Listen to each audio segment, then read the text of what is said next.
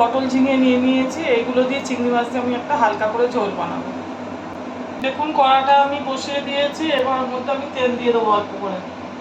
দেখুন চিংড়ি মাছগুলো আমি নিয়ে নিয়েছি, এর মধ্যে একটু হলুদ দিয়েছি, হলুদ মাখিয়ে এবার আমি এইগুলো একটু তেলে ছেড়ে দেবো, অল্প করে ভেজে নেবো। দেখুন আমি হালকা করে একটু পাতলা নিয়েছি, আবার একটু আমি তেল দেবো। তেলটা আমার গরম হয়ে গেছে, দেখুন গোটা জিরে নিয়ে নিয়েছি, গোটা জিরে ফোড়ন দিয়ে দেবো। আমি কেটে নিয়েছি দেখুন এইভাবে পটল আর ঝিঙে, আর কাঁচা লঙ্কা দিয়েছি চিড়ে, 3টে কাঁচা লঙ্কা চিড়ে দিয়েছি, এগুলো এবার ওর মধ্যে দিয়ে। গরমের সময় অনেক সময় খেতে ইচ্ছে করে না, এইভাবে হালকা করে বানিয়ে নেবেন, দেখবেন ভালো লাগবে খেতে।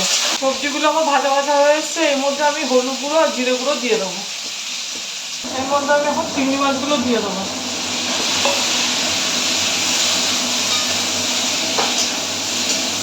আমি এখন জল দিয়ে দেবো, আমি নুন দিয়ে দেবো। দেখুন চিংড়ি মাছের ঝোলটা আমার হয়ে এসছে, ঝিঙে দিয়ে চিংড়ি মাছের ঝোল রান্নাটা হয়ে গেছে। এইভাবে আপনারা বাড়িতে বানিয়ে করে খাবেন, ভালো লাগবে। আর আমার চ্যানেলটা লাইক, সাবস্ক্রাইব আর শেয়ার করে দেবেন।